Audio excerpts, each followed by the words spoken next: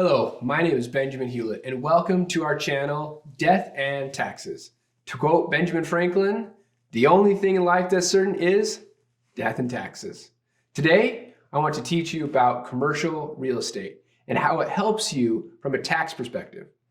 Commercial real estate is a little bit different than residential real estate because of, number one, the depreciation schedule. Depreciation for a residential property is 27.5 years, whereas for commercial real estate, it's 39. However, one of the huge benefits to a commercial real estate project as opposed to residential is that you can do what's called a cost segregation. Now, these can be complicated and you can spend a lot of money to have one of these done kind of after the fact.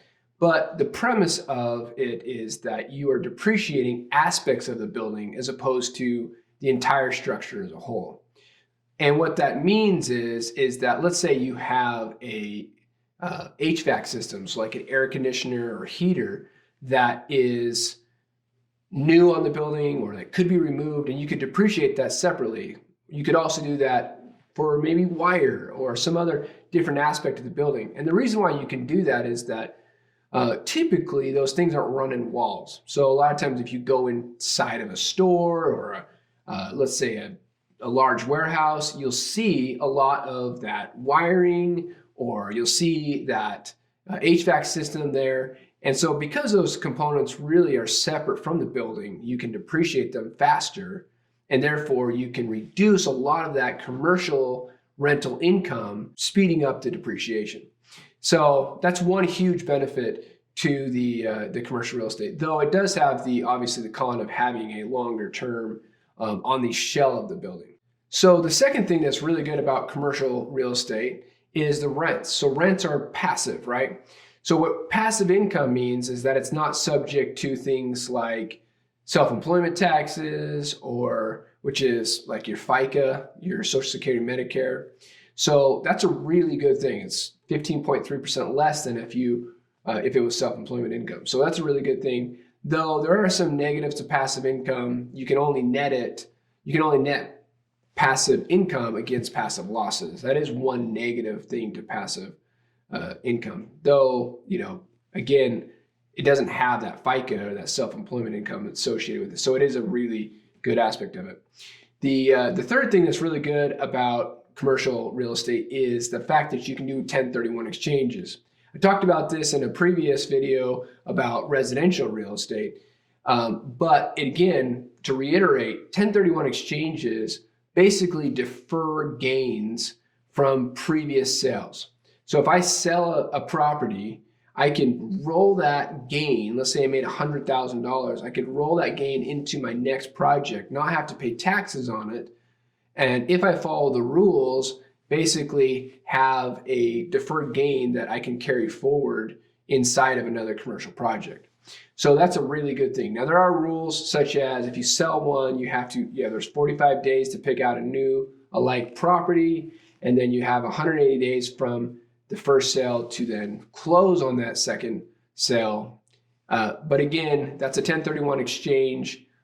Great benefit to commercial real estate and being able to roll those deferred gains forward. The fourth thing that I really like, it's not necessarily a tax thing, is the leverage that you can have inside of a commercial property. What that means is that I can put, let's say, 25% down on a property, but I'm getting income and I'm getting rents, I'm getting the depreciation, I'm getting all of that from the full value of the property. So huge benefit to that. And so there is what's called a leverage spread. So if I'm making 8% of the property, and let's say my loan is only costing me 4, maybe 5%, then I'm making the difference between the cost of the mortgage and the benefit of having the property, making on that whole property. So that leverage spread, let's say it's 5% mortgage and an 8% return, I'm making that additional 3%, that leverage spread on the whole project. So it gives me larger returns on the money that I put down. Huge benefit, again, to the commercial real estate. The last thing, which is the same as residential real estate or any really capital asset, is that there's kind of this life insurance aspect to it.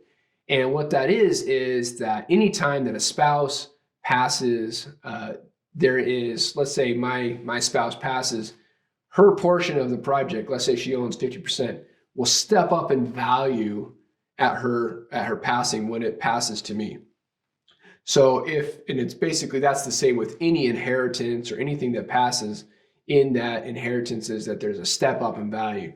Now, the step up in value would be to current market value. And again, I explained this in a previous video about residential rental real estate. But what happens is that depending on the state, it either steps up to their half, meaning that if my spouse owns half the project, only half the value would step up to current value. Or if you are in a community property state, it actually can step up the full amount. And then whatever portion you have in that becomes your new basis, you can actually depreciate that. Really, really amazing aspect of it. It's really good to pass that on to your children. It's, again, kind of this life insurance aspect because of the fact that they get the full value, the full market value when the person passes. Commercial real estate is one of the best ways to save taxes. Thank you for watching.